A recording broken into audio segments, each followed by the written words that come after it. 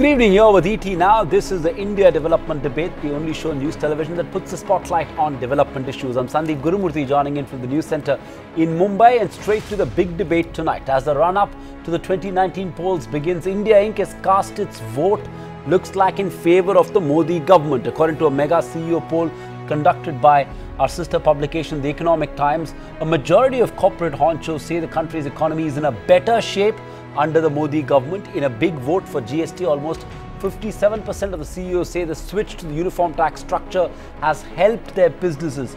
The other big finding is the optimism among corporate heads on the demand situation. In a big endorsement for the Modi government, almost 87% say the NDA is best suited to come to power after the 2019 polls. The key takeaways from the ET Now CEO poll, that's the topic of discussion tonight on the India Development Debate.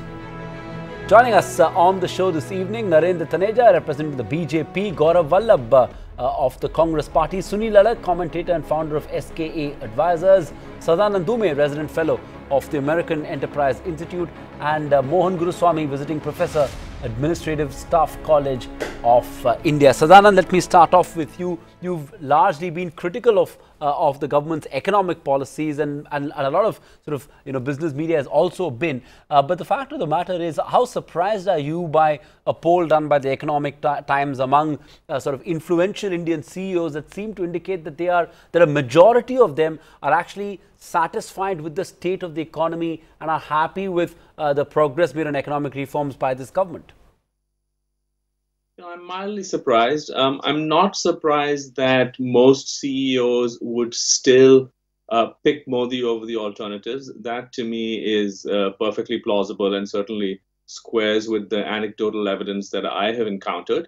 I'm surprised that they are as positive as your poll numbers suggest. I take that with a pinch of salt. So I guess it boils down to, what are if you're asking me whether CEOs are really that happy, in my view, probably not. But do they still see Modi as perhaps a better bet than the alternatives? Probably yes. That's a fair point, and I think you've summed it up quite fairly. Anecdotal evidence may not perhaps add up to what this poll done by the Economic Times seemed to suggest in terms of the general mood of corporate India. But you're right in your assessment that corporate India is still firmly behind the BJP and this government.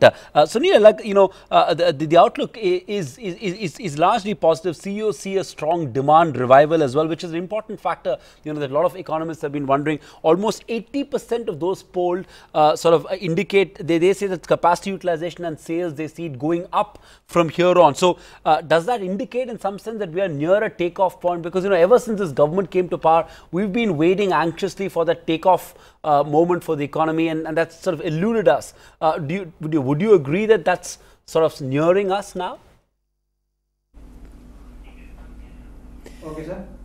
You're absolutely right, because at this point of time, look, the first 2 years of the Modi government, we had almost like a drought situation. So it was 2 successive years where rural demand was dropping and everything was going wrong. And then, of course, the monsoons have come in the 3rd and 4th year. And therefore, the question that you ask is that somebody just said earlier, are they really happy, not happy? They are happy today, because at this point of time, there's a surge in demand. Once there's a surge in demand, it reflects on higher manufacturing. People are getting into higher capex mode. So they are happy today, because ultimately at the end of the day, if there is a surge in demand, rural economy is picking up, almost all companies are showing better results. There is really no reason to be unhappy. So I don't understand when somebody says, are they really happy or not happy? Today, they are definitely happy. There's no question about it in my mind. Enough. That's a fair point you're making. You seem to be in line with your comments, seem to be in line with what the survey is indicating. Before I take it to the politicians, Mohan Guruswamy, let me see, do you have this, do you agree with the view there on this overall sense of optimism among corporate India? Because again, not just demand, even capex, which has again been a bone of contention. There's a lot of optimism in corporate India. 2/3 of the CEOs polled have indicated that they're planning significant capex this year or next. So, is that the sense that you get as well? And is it fair to then say that the much awaited revival in the investment cycle is now round the corner? Was that Sunil Alagh who spoke before me? That's right. He's a very optimistic man. He's been very optimistic for the past 4 years. When all indexes, I was just looking at the No, Nikkei not for the I'm saying PMI demand index, is going up, Guru. and that doesn't show that optimism. That doesn't show that optimism. You know, Sunil, keep trying, Sunil. Keep popping it up, but you know it's not going to happen. It won't happen because capital expenditure to GDP ratio is coming down, and it's been down for the last 4 years. It's been even lower than the dismal year of 2018 and 2013 and 14. From 31.6 is down to 29%. So how can you expect, without capital expenditure, how can you expect to see any optimism unless there's government spending, unless there's public-private spending? It's not happening. Okay, so I think one has to, and this year the weather index so far has not been pretty good. SkyMet has said that we're going to have a 6% shortfall. No, all I'm saying is, quick point, Sunil. All I'm saying is that the industries I represent, everybody is going in for higher capex. Right, and Mohan Guruswamy, if I may add to that, I think what the survey indicates that the intent is there. I mean, for a large part of 3 years, because of the overhang in the banking sector, corporate India was not even considering capex. Today, they are sort of, they are talking about capex plans. Next year, let us see. Let's talk then. Okay, good point. I'm glad you're striking. They're talking about a plan. Everybody talks about a plan. Everybody has a capex plan, but that is 2019. Let's wait till 2019. Okay, fair enough. I take that point. In the long run, we'll always pick up. Okay, Mohan Guruswamy, I'm glad you're striking this sort of slightly cautious note, which is exactly what we want in this debate, and which is why we have you and Sunil Alagh, and Sadanand hopefully will also be critical as he always is. But let me take it now to the politicians and hear from them. Gaurav Vallabh, whichever way you look at it, whichever way you sort of slice and dice this survey, what is very clear is, for all your talk of lack of economic performance, at least as far as corporate India is concerned, they don't quite agree with your assessment of this government's economic performance or its economic track record. They actually believe that the government has done pretty well, and like we said at the start of the show, 73.6% of the CEOs polled by ET have rated the government's economic performance as good or very good.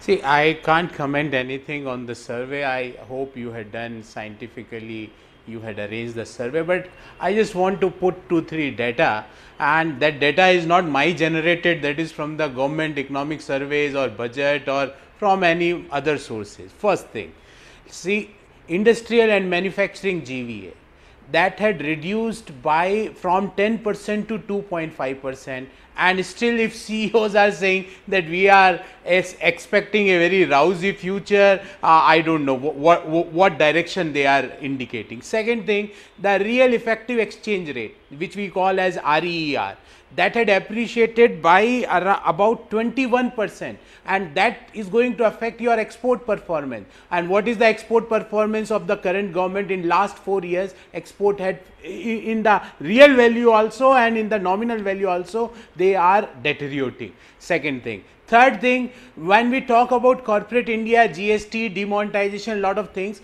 but it's not only the corporate India or the top CEOs. What is MSME, which is an important tool, which is an important contributor to the economy, and what is the state of affairs at MSME? Corporate India can manage GST implementation by putting 37 returns for one state of operation, but can MSME do? And the way the petrol and diesel is out of GST, it is going to affect inflation across the sector, because whether you are saying that food and essential prices are not under the GST, but when diesel and petrol is there, everything is there. Okay, Gaurav Vallabh, I take that point. What I mean to say, I take that point. Inflation is not in control. GST and demonetization are giving the impact.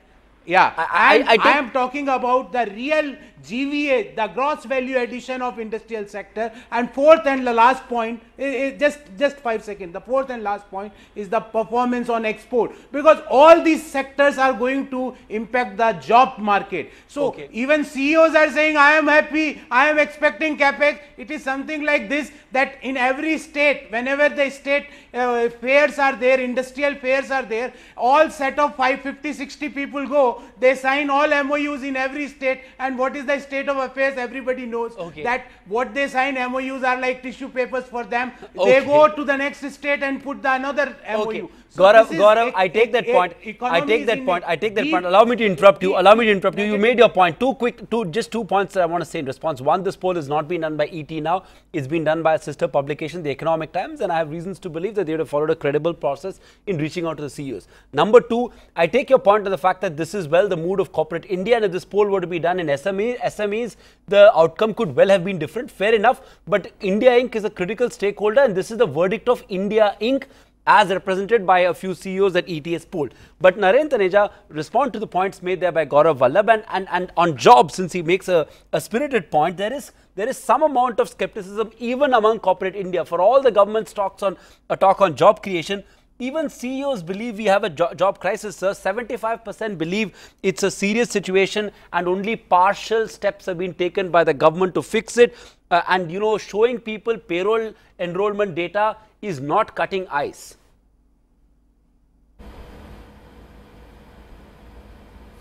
You see, I'm not going to get into rhetorics, and I'm not going to get into, I'll go strictly restrict myself to the survey because that's the topic. Yesterday, we saw a big report from IF saying that India is going to drive global growth rate for 30 years. Those who don't agree, they say my rhetoric is the best. IMF knows nothing about economy of any country. They know the best. They think they are bigger than IMF because they have reasons or whatever. So I don't want to, get into debates with those people. Number two is that, when it comes to your survey, Economic Times is a credible newspaper, is often quoted worldwide by different wire services and publication. And the survey is basically the collective view of CEOs who run their own companies, and through their company and through their operation across the country, they have some idea what's happening on the ground in the country.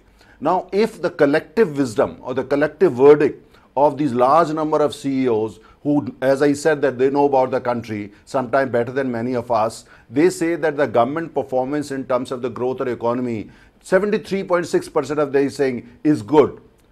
We don't want to listen to it. That's a different story. For political reasons, come out with rhetorics and all, that's okay, fine. But here is the collective verdict of these people. Now, the question is that, should we be happy with it as the government? Of course, we are very pleased with it. But at the same time, we know there are challenges. We are a developing economy. There are many issues, which we have to face. For instance, GST, everybody was talking GST. Your own survey of CEOs, look at why IMF has to say, look at number of other credible agencies have to say when it comes to GST. That's GST, by now, things have stabilized, and that has really changed the way people look at our country. Even IMF talked about it yesterday. Now, the point is that one thing we can say that we completely ignore the survey. We say Economic Times knows nothing about it. I have political points to score. I'm going to these things. I'll completely ignore topic of the debate. I think one can do that. But as I said, I'm going strictly by the survey and the collective wisdom, collective experience, and collective verdict of those people. Well, there are some points there, for instance, the job situation and all that. Sure. I know that, and we are working on it. Okay. But as I said, that overall CEOs and, through their companies and all their stakeholders, they have given a big thumbs up to the government policy, and we feel very happy about it. Okay, great. I'm happy to hear that you are happy about something that we have done. You've been critical of late of positions we've taken in debates, so good to see that you are happy with what has happened. But Sadanand Dume, let's get to the bottom of it, and the key concern is obvious. What is giving CEOs sleepless nights and making them paranoid is the possibility of the emergence of a new front, and that is sort of intuitive in some sense, understandable in some sense, but do you believe that this paranoia is a little misplaced? The fact that they almost feel like any other sort of political formation is going to be detrimental to the long-term growth interests of the country. Is the paranoia misplaced?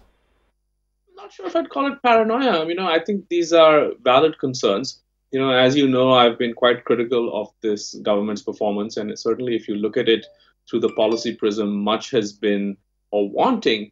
But if I were to put myself in a corporate CEO's position right now, and I were to look at the kind of irresponsible rhetoric coming from the Congress party about Sood Boot Ki Sarkar, this sort of, warmed over socialism that we've seen for so long, and then if I were to look at other potential constituents of such a coalition, people like Mamata Banerjee, I mean, you have to understand that CEOs, or particularly big CEOs, the kind of people who have been surveyed here, they value stability.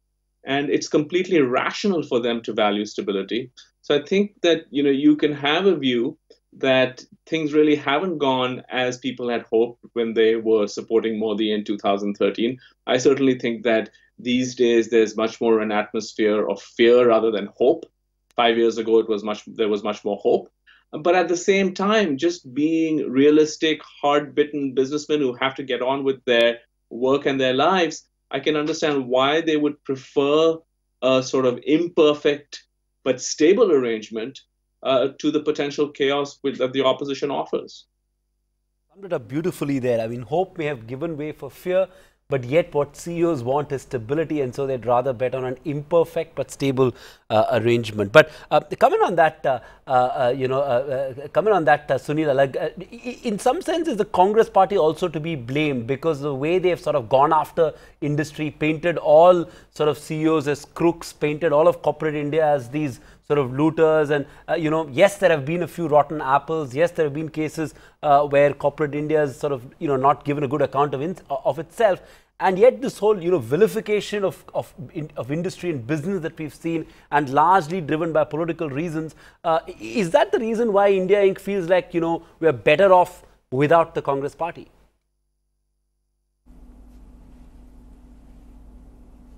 It's amazing that Congress, when they're in power, say something else. When they're in opposition, they say exactly the opposite. And I think it happens in all democracies, whether you like it or not. But the point that was raised earlier, stability is the most important thing.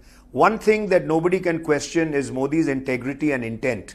Once the intent is right and the integrity is there will be mistakes. For instance, they're the most responsive government to GST that I've ever seen. Ever since it was launched, it was imperfect. Every month it's been changed. Every month taxes are coming down. Every month products are being moved around, which means they are very pro-industry. So the question is that, can you survive and can you support the poor in India without industry? Impossible. So if you start sweeping around and say every industrialist is a thief, and you get them to leave the country and start manufacturing outside, I don't think that's the kind of environment that helps India at all. And recently Mr. Modi has come out and said, look, let's meet up with everyone. Now, if there is a bad apple, let's not meet him or let's not meet her, but let's meet everybody, get their views in, because we are an integral part of India's growth thing. And as everybody talks about, oh, what's happening about petrol, what's happening about X. But look, state governments had equal amount of role to play in GST. Why blame the center alone? And they are the ones who also raise excise on petrol and all, each state. Now, if you've got a Mamata Banerjee or you've got anybody else in any other state, talk to your state then. Look, foreigners are coming in every state. Whenever I go outside India, I say every state in India is like equal to the size of a country in Europe. So if you find France to be bad, does that mean you will not go to Italy? Does that mean you will not go to Germany? So if you find a state bad, we've got 26 states. Come to any state you like. Which country offers you that? We're a democracy. And we want people to come in. We don't want industry to go out. Okay. And therefore, yes, the only point that I would still worry about is the creation of jobs. And here the government is going on infrastructure. That's where the jobs will come. Okay. It'll come this year, it'll come next year. But maybe it will they've come. lagged behind in the earlier years, I agree. Okay, but they're very serious about it. Okay, I take that point. Mohan Yeah. Guruswamy, do you agree? Let me bring in Mohan there. Mohan Guruswamy, do you agree with Sunil in the sense that what corporate India wants at this stage is stability, and there is no political formation other than the BJP that can offer stability, and which is why there is this sort of paranoia over the possibility of the emergence of a likely third front? Or do you think that's misplaced? I mean, look at the 1997 United Front government. Swaminathan Iyer, talks famously about how we had the dream budget when the United Front government was there, which was again a motley coalition of partners. And so often business media and industrialists are not charitable to regional parties, and they're not as bad as people make them out to be. Mohan Guruswamy.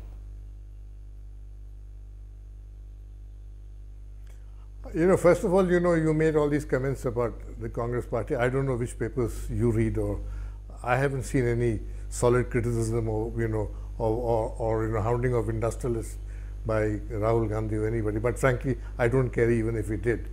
The point is that, Correct. during the period Europe was growing, Italy, till the 80s, Italy had 16 governments and was the fastest growing economy in Europe. So quite often, you don't really need a stable government that way politically, but you need stable policies which stay for industries to flourish. And what we should expect from, and I was in the Vajpayee government, and we inherited the government from Deve Gowda. We still laugh about Deve Gowda's government, but he had the fastest growing GDP for a long time, even in the year and a half they were there. And then, so you can't really dismiss all these things and say that this is not there, that is not there. So I think you can't get, what would industrialists like? Industrialists would like a government where they go to one person. China is very stable, but China is also highly corrupt. You have to pay the party again and again and over again. Or you can have a system like Hitler where you have a stable government and you say it's a stable government. But that's not desirable. I think government rests in parliament. Parliament functions on discussion and debate, and so we need a government which discusses and debates. I don't care who comes to power. Okay, that's a good point. They should be receptive to ideas, they should be receptive to people, and they don't act in the mid of the night, with all kinds of strange policies. And that is what we need. I do think demonetization is an indication of a stable government. Do you think the way GST was introduced, after having opposed it, the Prime Minister opposed it for 4 years, then he introduces it one night at midnight and says, I'm going to do it. And the way they did it without preparation, they're going to go backwards and forward with rate. Even the IMF has said today that the GMF, since somebody there has a lot of respect for the IMF, even the IMF today said that GST needs to be moderated and controlled. Okay, so I don't really pay much heed to all that. We will have a government, and whatever government comes will be good for the country as long as they continue on the path of reform and liberalization. Okay. Fair point. Naren Taneja, Sunil Alag, and Gaurav Vallabh all want to comment. Sunil, quick rebuttal from you, and then I'm going to go to Gaurav and Naren Taneja. Sunil. I'm only telling Mohan that when Mr. Modi opposed GST, it was the question of each state getting its share back. That was the reason why that was not planned out, and that's the only reason he opposed it. The first thing when he introduced GST was to ensure that every state got whatever they were earning. And that is why it was introduced. So let's not go round and round why it was opposed earlier. One second, Guru, I've heard you out. Just hear me out. And the question in India is that, look, until you don't introduce something, you can carry on perfecting it, it never gets introduced. So the question is that GST was introduced. We all know it was imperfect. But look at the way the response is taking place. Within 12 months, you are moving towards whatever you wanted to do ideally. Maybe it should have been well thought out and introduced 2 years later. But that is something which you have to decide on. Maybe 1 year in the life of a country is like 1 day in the life of a human being. So that's all I'm saying. I'm not saying it was a perfect system, but it's at least introduced and it's moving towards perfection now. At least say that GST is good for the country or is it bad for the country? That's what we have to discuss. Gaurav Vallabh, quick rebuttal from you. Gaurav. See, one by one, first point that you had mentioned, Sandeep, that Congress party is against the corporate. We were the people who started liberalization, privatization, globalization. Which leader had said that we are against India Inc? We are against few cronies. Statement after statement. I know, okay, Gaurav, since you raised that point, let me respond to you. Statement after statement. I am sure Sunil and Sadanand will agree with me there. I know Mohan doesn't agree. Statement after statement, your Congress president in the floor of the parliament, even when you were speaking in the no confidence motion, made it seem like as if a bunch of 16 or 20 industrialists are running the country, which you and I both know is the farthest from the truth. So, to vilify all of corporate India is what, and there is a perception, it's a perception, and it doesn't matter whether I have that perception or Sadanand or Sunil have that perception. Fact of the matter is corporate India has that perception, and that is why the result is, the survey is showing this result. Sandeep, we are not having anything like this. I want to categorically clarify.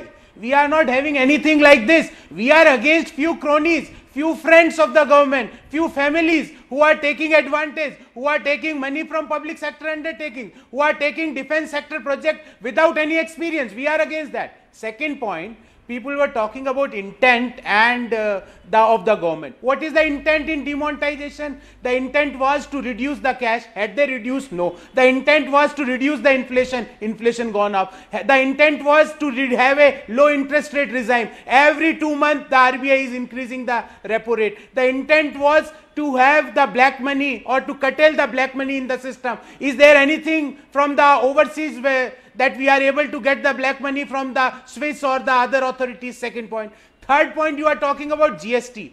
This government is famous for two things. Either to implement the wrong idea, which is demonetization, or to implement right idea in a wrong manner. The example is GST. GST, the idea was from raw material to finished goods, everything is under GST. Now everything is not under GST, first point. Second point which I want to mention here, that the GST network, is this suitable for the small industries, MSMEs? The level of compliance which they are going to have, the composite scheme itself, you for some entities the reverse charge mechanism is applicable, for some other entities reverse charge mechanism is not applicable. So you had made a hurdle at every chain of the raw material Gaurav, to finished goods, thought, and then you are saying we had implemented GST. Okay. GST is our brainchild. No one is going to take away the fact that GST is your brainchild. But if you thought that there can be one GST in India with a rate of 18%, then you're mistaken. Yes, I don't think anyone is going to agree that it could have been better implemented. The implementation was pretty poor. And as far as demonetization was concerned, we have done debate after debate being critical of demonetization. I am not saying this. You don't need to convince the convinced. I am not saying this. You don't need to convince the convinced. But anyways, I'm going to let Naren Taneja come in and respond to the specific comments you've made, and then we can progress with the debate. Naren Taneja, very quickly, sir. Yes, thank you. Thank you for allowing me to speak. The first point is that, somebody made a comment that this government takes decision at midnight without consulting anybody. I don't know which newspapers they are reading. Definitely they are not reading Indian newspapers. Definitely. Decisions are not taken that way. There are lots of internal discussions within the party, within the government, and even outside the government, those people who know the subject. And after, going through the entire process, decisions are taken by the Council of Ministers. So I don't know which newspaper the people read. Really? Or they are unhappy because the government has not been in touch. The government doesn't consult them. They can be unhappy for that reason. That's a different story. Now the second point, an important point, your own economic advisor was not consulted on demonetization. We all know that it was done against the wishes of the then RBI Governor, Dr. Raghuram Rajan. So, Mohan Guruswamy said it as a matter of speech that these decisions were taken without being backed by genuine economic experts. But anyways, go ahead and make your point. Now, if you don't, frankly, I don't give a damn if they consult me or no. Rubbish. Do you think that I'm not looking for a job. So don't make implications. Mr. Guruswamy, allow Mr. Taneja to complete his point, sir, please. Yes, Mr. Taneja, go ahead and make your point. Am I allowed to speak? Yeah, sure, please go ahead. Go ahead, Mr. Taneja. Or only those who are... Okay, go ahead. I mean, let's be democratic. Let's respect others' time also. I thought this is an economy debate and we're not going to have these fireworks. Yeah. But anyways, go ahead. To answer, I'm not doing that. I never do that. Those who are doing that, please address them. Don't address this to me. I never do that. Never intervene. You see this. You pointed out that the Reserve Bank governor was not aware. That's completely wrong. It's factually incorrect. Not aware. I said he had advised against demonetization. No, 1 second, Mr. Taneja. I said he had advised against demonetization, which is a matter on record. Please don't speak on behalf of the... He had advised against demonetization that we all know. I mean, I'm sure we don't need to debate that. But anyways, let's move ahead. Let's not talk about demonetization. You respond to the points made there by Gaurav Vallabh. No.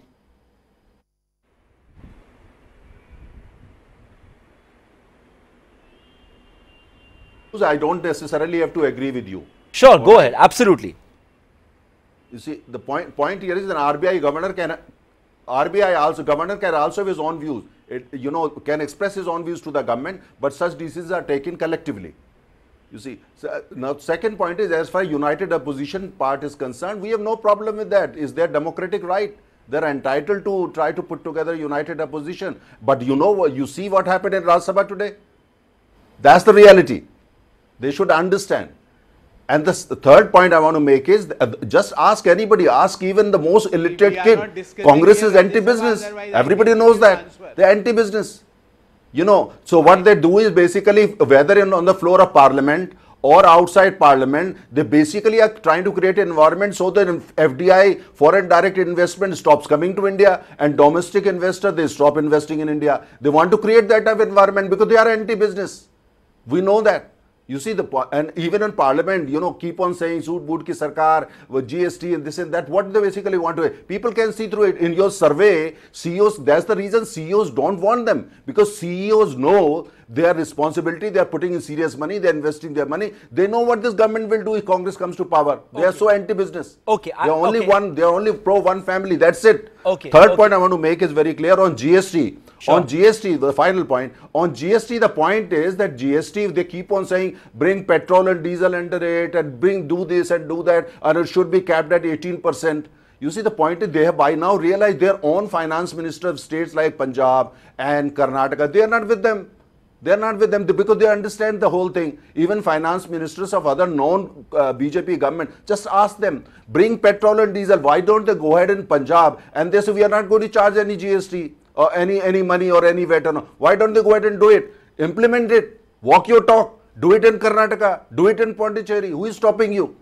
Nobody. Okay, fair enough. The point is, they do it, everything they do for the sake of politics only. You stop doing it for politics. Be concerned about the growth of the country. Be concerned about the economic well-being of the country. People will listen to you. Otherwise, what CEOs have said today, tomorrow the entire population in this country, entire India is going to say the same thing. You made your point. Narendra Taneja, you made your point. This bringing petrol and diesel under GST net is the bogey that works on a lot of English news channels because people are ill-informed. But let's be realistic. If we think that's going to bring down, you are an energy expert yourself. But anyways, let's not digress. Sadanand, a more concern, sort of genuine concern that corporate India has, and I think a lot of other stakeholders have as well, is on the tilt that the government will take from here on. And the concern is that the emergence of this third front will make the government even more populist, will make it shift even more to the left of the center, as if it already isn't, but it will make the government even more populist. The emergence, this hawa around this third front is what is going to make the government turn more populist. 2/3 of the CEOs polled believe that the government will turn even more populist from now up until the next election. Is that a given? I think the CEOs are right. This is an unfortunate structural fact of Indian politics. The only flank on which any government needs to defend itself is its left flank. No one attacks from the right. You only attack from the left, saying that, this guy is too pro-capitalist or has been in bed with cronies. And in many ways, the kind of, the political vocabulary of India, I would say going back to even before independence, coming up to almost 100 years now, it's really been the political vocabulary of the left, with a few small exceptions such as the Swatantra Party. And that's what we're seeing playing out again. You do not have, Modi may have made that one statement recently, but if you look at his record over 4 years, he has really retreated from what was a much more business-friendly posture when he was Chief Minister of Gujarat. And there's no question that the Congress party has played a role in that. I'm not absolving Modi, but the fact is that the Soot Boot Ki Sarkar jibe did set things back and did change the orientation of the government. I believe that what the Congress is doing is very foolish because it cannot play this game. It cannot play the I'm humbler than thou game better than the BJP can. What it should be doing is trying to revisit the spirit of Narasimha Rao, reclaim the mantle of reform that it once had, but lost during 10 years of UPA 1 and UPA 2. But unfortunately, Mr. Rahul Gandhi seems incapable of reinventing himself in that way. So Congress is pretty bad on that front. And that leaves the BJP, which is being pushed and goaded from the left, both by the Congress and by the third front parties. And what that means for policy, unfortunately, is exactly what the CEOs think it means for policy, which is that every government is going to be tempted towards more and more populism. Sunil, would you agree with that? I know you've been a big supporter of the Modi government's economic policy, but would you agree with Sadanand that the reality is that we should forget about pro-market reforms? I mean, Air India privatization, a half-hearted attempt was made, and the response was pathetic. The bid conditions were so poor, and then eventually the government backtracked. And we haven't seen, we all welcomed the comments made by the Prime Minister to industry leaders a few weeks ago. We did a show on this here as well, welcoming those comments. But, the center has been occupied, or, the core of policy making is guided by sort of left of center policies, and that doesn't change irrespective of which political formation is in power. See, look, you've got to remember that if out of 1.35 billion, you have about 600 million that have to be looked after, you will always be left of center. You cannot be a completely rightist party in this country at all. And a democracy, what happens is in the last year, as was pointed out earlier, it's one of the facts that everybody will go in for a populist move because they all want to be re-elected. And if you're not, even Obama said that, look, every policy, economic policy in a democracy is based on the fact that you're re-elected. If you're not re-elected, that's the end of you. So in 4 years or 5 years, you expect something to happen, forget it. The question is, if Modi comes back to power, he has another 5 years to do it. And is there a better alternative? That's what the people have to decide today. And if there isn't, then let's vote for the man and give him 10 years to see what he does. As far as I'm concerned, the government, when they do populist moves, you cannot be reckless. You have to follow some kind of fiscal prudence. Because if that is thrown aside, then you will have another 2 years, very bad years to recover from. And I'm sure that, look, I hope at least this government is going to have some fiscal prudence in whatever they are going to do in their populist measures. Otherwise, it's going to be another 1 or 2 years before they can recover from where they go into massive spending for the poor. And then again, you get into a situation where demand will start falling because you have to put money into the hands of the people. And I always am a great optimist, as Mohan Guruswami has said, once demand picks up, industry will pick up. Once industry picks up, the cycle moves on.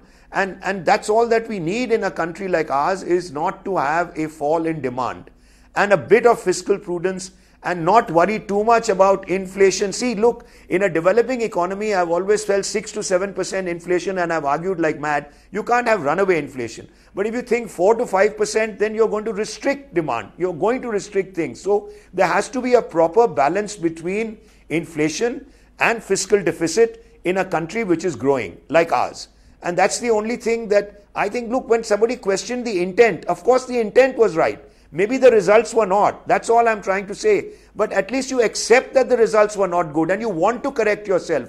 That's the kind of government we want, whether it's Congress, whether it's BJP, whether it's anyone else. Okay. Get the intent right. Correct yourself very quickly rather than being obstinate that I've taken the right decision. That's all. Okay, fair enough. GST is a classic example of how the government is changing every month. Okay. And I think it's very good.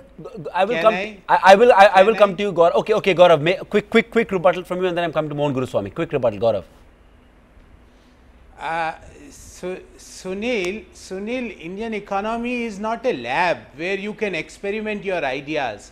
That my intent is okay, I am not getting the results. You can't do. This is an economy of the world's largest democratic country. So you can't experiment your ideas here, first thing. And second thing, you are correct that when demand is going to pick up, the industry is going to increase. But what is happening in the rural demand, the Narega and the Manrega, which is one of the pioneer thing in improving the rural demand, the allocations are decreasing day by day. Whether it's a midday meals, Narega, all rural sector schemes, the allocations are coming down. So how you can expect, and the agricultural growth is really at 2%. sorry to question you on that. Agriculture is growing at 2%. The allocation to okay, other rural you made your economy, point. the slashing Gaurav it down. Vallabh. So how you can improve the Gaurav rural Vallabh. demand? Okay, And Gaurav if there is Vallabh, no let me rural interrupt. demand, Gaurav, Look, Gaurav, you made a point. I'm going to let Naren Taneja respond to you, Sunil. Let Naren respond to Gaurav on this point, and then we'll take it forward. Naren, very quickly. No. All I'm saying is that I heard my esteemed friend from the Congress party. He's talking the various things he's talking about. The problem is that he's not in touch with reality. And rural economy is no longer dependent only on kind of money you put in Manrega. Times have changed. This is different government, different policies. Just please go and be in touch with the reality there. Demand there is growing. You are not in touch with the reality. I respect that you have to go only for anti-rhetoric. I respect that. And you have to deny everything. Okay. That's the reason. No, let me speak. I don't like this tu meme. Let me complete, then you can speak. Let me complete. And the point I'm trying to make is, Congress spokesperson not even once has talked about your survey. My question is why? Because the survey is telling the truth. It's scientific survey, and you are talking of the collective wisdom of the sea of this country. He doesn't want to talk about it. You know why? Because he's all empty rhetoric. Okay. Narendra, since you've cued me, let me go back to the survey. Allow me to go back to the survey. Gaurav Vallabh, 1 second. Allow me to go back to the survey. Mohan Guruswamy is waiting patiently. He doesn't like to sort of, scream and shout to get his voice heard. Mr. Guruswamy, let's go back to the survey. Over 60% of the CEOs polled also believe that the upcoming state elections will force the government to take its eyes off economic reform. So is it fair to say that from here on up until May 2019, we are going to be in full poll mode?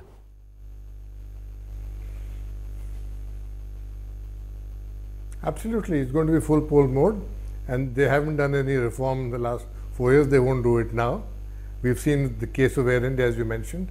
Today, the Niti Aayog vice chairman said that, Air India must become profitable before you can sell it. You're 43,000 crores in the hole. Air India has asked for another 830 crores this year to tide it over, and you're going to wait for it to become profitable. That's the story we've been told for the last 10 years, and it will continue another 10 years.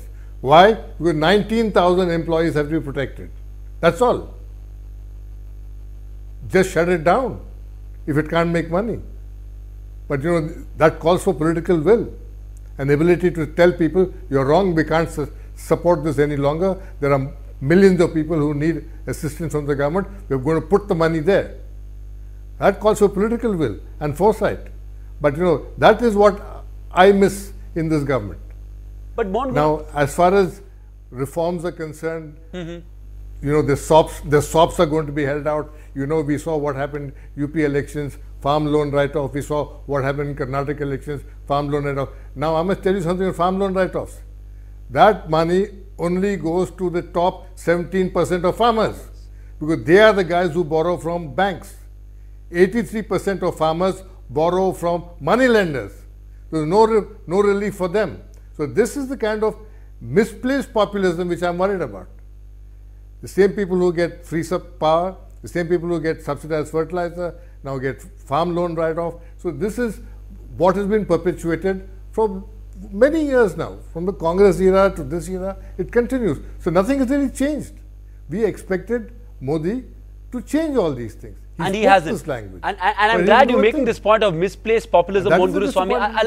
Allow me to interrupt you, because I have a follow-up question for you only, which is, despite all of this, why is it then that still 86% of the CEOs polled still believe that they would want the Modi government to return for economic growth?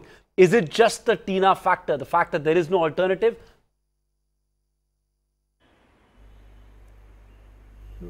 That is one. Two, the Nikkei PMI index shows a decline from 53 to 52 from June to July. That's the thing is, I'll give you an anecdote. Dr. Charatram was president of FICCI, and some journalists asked him, do you support the government? This was after the attack of Swaraj Paul on his company. So he said, do you support the government? He said, of course I support the government. I support any government. I support every government in Delhi.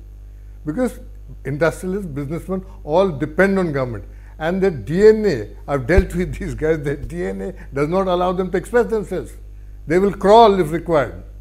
So please don't take these surveys very seriously, because this reality you got to do with data. Data is why isn't the investment then? Why is gross capital formation, why is it declining? Okay. These are data you got to deal with. Okay. Not what people say what on a people survey. say under certain conditions. Okay. Okay. I take that point. Narendra Taneja respond to that. He's saying don't take too much of solace from the survey. People will say these things in a survey to make the government feel good. So take it with a pinch of salt, says Mohan Guruswami. Narendra Taneja. Well, that's fine. I respect his view. I mean, if that's he wants to look at economic times and economic survey and the collective wisdom CA, fine, I respect it, but I disagree with him completely. Completely disagree with him. But I respect his view. Now, the point here is that according to my co-panelist, he says privatization, if you don't privatize Air India, there are no reforms. Reforms is an ongoing process. Every day we are doing something. You know, every day we are reforming the economy. I mean, GST is the mother of all reforms. You want to deny it, but it's a fact being recognized the world over. You know, the point is that since we came to power, we are reforming the economy every day. You see, but Air India, yes, we tried, but there were some issues. We are working on it. But as I said, if you privatize Air India, you are the biggest reformist of the world. We don't agree with this school. We don't agree with it. That's not what it is. Now, the second point in terms of giving, farmers, you're waiving farmers' loans and all that, that's a decision taken by the government of Uttar Pradesh. Karnataka has done that. We don't have government in Karnataka, but they have taken that decision. Punjab has taken that decision. We don't rule Punjab. He was equally critical of the Congress party as well. The point is that, as one of the co-panelists pointed out, Sunil, I think he pointed out, we live in a country where 600 million people still live in an economic condition that they require kind of policy support from the government. They are also Indians. We have to carry them along with us. Yeah, okay, I take that point. Before I come to you, Gaurav Vallabh, Sadanand, I'm trying to wonder why is it that 86%, and what are the implications of this? 86% want, this government to come back and believe that, it's in the interest of India's growth. Point. Yeah, sure. That want to come back. So, Sadanand, very quickly to you then. In some sense, is it also because the Congress or the opposition has failed to present a credible sort of, economic growth or sort of development, agenda to India and India Inc. in particular as well, for them to really buy their policy, number one. And number two, what implication will this have? Is it then a given that the Congress party is likely to be dried of corporate funding? A, they have taken out some sections of big business, and B, the sentiment is sort of, given this kind of a sentiment, how tough is it going to be for them to raise funds for, the mega 2019 campaign? I'll answer that, but before I do that, I want to sort of rebut something that both Mr. Taneja and Mr. Alag said.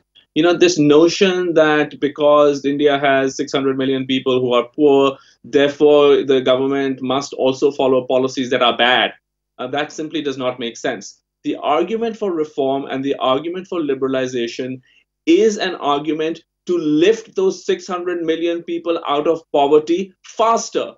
Loan waivers are a bad policy. They're a bad policy for many reasons. One reason, because as Mr. Guruswami pointed out, most of these loan waivers do not affect the poor. Secondly, they hurt the credit ratings. They hurt they create a great moral hazard. So these are things that economists have written about for many, many years. So the idea that bad policies are needed because they help the poor, I simply do not buy. You can argue that it is sort of sometimes these things are politically are demanded by political realities, and I'm willing to accept that argument, but I'm not willing to accept the argument that these bad policies are better for the poor. It is growth that is better for the poor. It is reform that is better for the poor. Now, coming to this question of the Congress party, where I think they have been quite successful is in pointing out the Modi government's errors. I think they've been quite good in pointing out the utter madness that was demonetization. I think they've also been quite good in pointing out that the GST that has been created is not the GST that was promised, and it is very, very far from an ideal GST. So on those two fronts, they've been fairly good. Where Congress fails is in providing an alternative vision that is attractive to business. They're not able to get out of the sort of straitjacket of this two India rhetoric, stuff that we've been seeing, Rahul Gandhi put out, pretty much ever since he's been a figure in public life. He is trapped in this rhetoric. The rhetoric does not fit the reality of his own party. He should be trying to lead with the fact that they have, certain reserves of technocratic strength, for example, they have a strong bench. He's unable to do that. Instead, he's trapped in the same old tired rhetoric. It's all about suit boot. It's all about how the corporates are evil, and so on. And I do not think that this will help them at all. I think you're absolutely right. CEOs look upon the Congress with a certain degree of suspicion, and it will be very, very difficult for the party going into 2019 to get corporate India to be behind it enthusiastically, even though corporate India, in my view, is quite disappointed with Modi, and rightly so. Fair enough. Very, very quickly, I'm going to let Gaurav Vallabh respond to that point. Think that why can't you come up with a credible policy reform alternative instead of just criticizing? You're doing a good job of criticizing the errors of this government, but why don't you present to the people, to industry, to all stakeholders what your vision is? See, Sandeep, that's a very valid question. We had our own manifesto. We are coming out with that for each sector. This time we are drafting that on these industrial sector what we are doing. And mind it, our focus is not only the top industries. Our focus is to the MSME also, because they are job creators. And as pointed out by one of my co-panelists, that gross fixed capital formation, which is at a lowest percentage of GDP, how to improve that? Because without that improvement, jobs are not going to be created, and if jobs are not going to be created, it's a jobless growth. If this is a jobless growth, the income distribution is also going to widen further. This is the first point. Second point, a very short point. I'm running out of time. I can only give you 15 seconds. Please quickly make your point. It's not only petrol or electricity. 15 seconds. We want GST, a complete GST from raw material to finished goods, a complete RCM, reverse charge mechanism from raw material to finished goods, a complete input tax credit from raw material to finished goods. Okay. Otherwise, you are not going to pass the actual benefit of GST with the reduction in the prices, which is not happening. So we are coming out with the positive output here. I'm happy to hear that the Congress party is coming up with a manifesto on each sectors. I'm sure we will look forward to that, and we will debate each and every of those manifestos. I can tell you on this very channel, on ET Now's India Development Debate, we will get into it, into the minutiae of your manifesto, and get experts like Sadanand and Mohan Guruswamy and Sunil Alag to talk about that. Completely timed out, gentlemen. Apologies, but we're completely timed out. Sadanand, Sunil, Narendra, Taneja, Gaurav Vallabh and Mohan Guruswamy. Appreciate you joining in with that perspective on this leg of the India Development Debate. Clearly, corporate India, or at least the head honchos of corporate India, are firmly behind the Modi government. But can the Congress party present a credible reform alternative plan which impresses India is what we need to wait and watch. Thanks for watching the India Development Debate. Good night.